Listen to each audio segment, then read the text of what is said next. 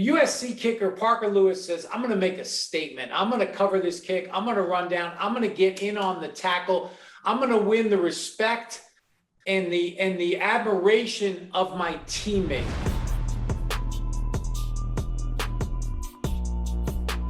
Hey, Dean Blandino and Mike Pereira here. Last call, college football, Saturday night, Pac-12 after dark, opening kickoff. And USC kicker Parker Lewis says, I'm going to make a statement. I'm going to cover this kick. I'm going to run down. I'm going to get in on the tackle. I'm going to win the respect and the admiration of my teammates. But hold on, Parker. Hold on, Parker. Mike, what did Parker do wrong? He gained some street cred in the locker room, but what did he do wrong on the opening kickoff against the Cardinal? But what he did wrong was decide he would pursue the play. I mean, that's what he did wrong. But then what we're seeing here, what he did is basically just led and attacked with his helmet, to the runner. And we're talking about crown of helmet here. It was highly unusual. And I must say, watching the game as it happened, I saw it and I went targeting. And then I'm going, I think you were on that game, Dean. And I'm going, where's Dean Blandino? Dean Blandino is going to come explain exactly what happened. Where the heck were you? So you're going to do this? You're going to throw our producer, Travis Hansen. That's Hansen, Hansen. It's not the O-N. Travis Hansen. You're going to throw him under the bus because we had some technical difficulties and I couldn't get on the air. I appreciate. Travis doesn't appreciate it. I didn't. Hansen, Travis Hansen. I didn't know it was his fault. I'm sorry. I wouldn't have done that if I didn't know it was his fault. I thought maybe you were like on a break somewhere, But anyways, on the play, it's, at least in my mind, it's classic targeting, right? It is. And we've had a lot of discussion about targeting over the years, the start of the season. One game early, week one, already we had Louisville and Ole Miss, where you had 4 targetings in the first half. That's an outlier, right? That doesn't happen very often, if at all. I can't remember a game where we had that many targetings in one game, no less a half.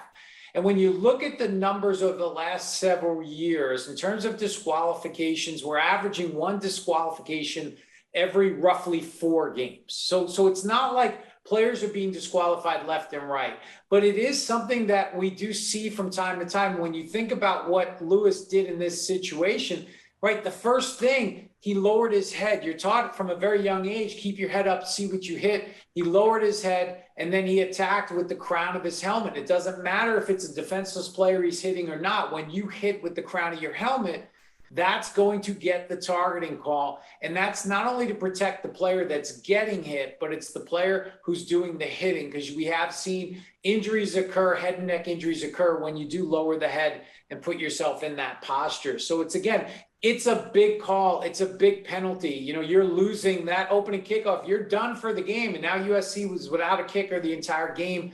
Targeting in the second half is going to lead to a disqualification for the first half of the next game. So we get it.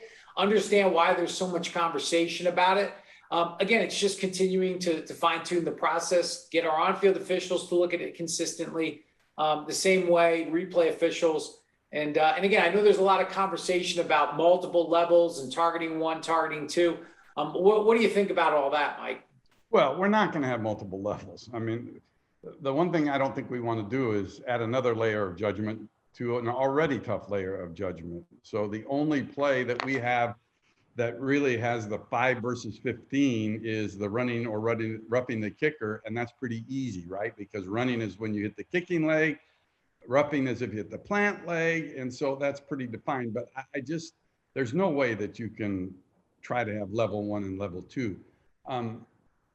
In all transparency, Dean works with NCAA replay officials to work on all aspects of replay and does a wonderful job, I may say, in educating these people, because I listen to a lot of his meetings that he has with them. But targeting concerns me right now. It really does concern me. And it is because of that lack of consistency, because how could that be a foul? And then the hit on Olabi by the Oregon player really at a key time in the Oregon-Ohio State game is not called. And I'm almost feeling like we're changing directions a little bit, or changing philosophies and trying to do more to not call targeting than calling targeting. And you have made statements. The crown of the helmet, we know technically by rule, right, is from the top of the face mask 360 degrees around the head, but crown for targeting purposes is now top of the head, really the very top of the head. You want to lead with the top of the head. And I think teams struggle with Minnesota in basically week one, not getting the targeting call for the hit in their game, which could have been critical. And then the hit on Olave, which, I mean, I said at the time it's targeting, yet replay looked at it and said his head was up. That's a concern to me.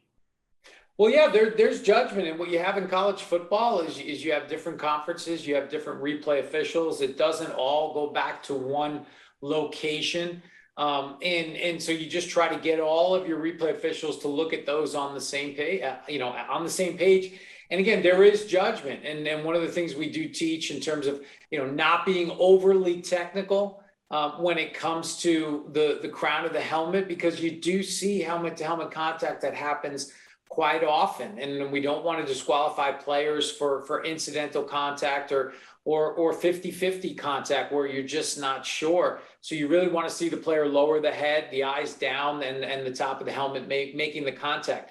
And it just comes down to judgment sometimes. And sometimes we've got to make a correction on judgment. And I agree, the hit in the Oregon-Ohio State game was targeting, and it was not added in replay. And we have to look at that and just make sure that we correct that judgment and make sure going forward that everybody understands that here's an example, this is targeting, but also reinforce when it isn't, so we can maintain that balance. And that's the challenge in all of officiating when you have subjectivity in a lot of these calls. Big issue, though. You said you have different conferences reviewing all this stuff from their replay centers. And there isn't one central location, but I know you did an experiment, right? You did an experiment where you looked at having a central, whatever you want to call it, where all targeting plays could be looked at. I think people would be interested after your experiment. How did it go? Because you experimented with a couple of games, and do you feel that there might be a future in that for either regular season or maybe even the bowl season and playoffs?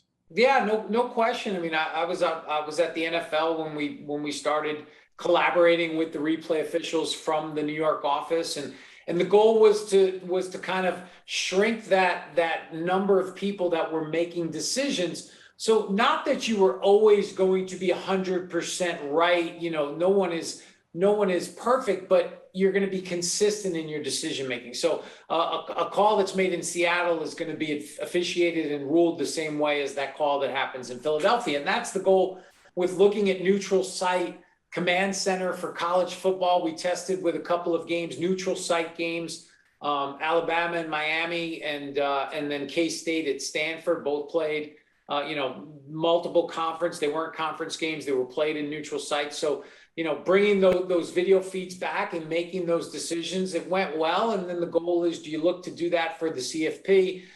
Do you look to do that for bowl games and create a pool of replay officials that are not Big Ten or ACC or Mountain West? They're NCAA replay officials, and they can work any conference, and they're taught and trained to look at these things the right way. And with that smaller pool, you would get more consistency. So I think that's something that we'll continue to work on.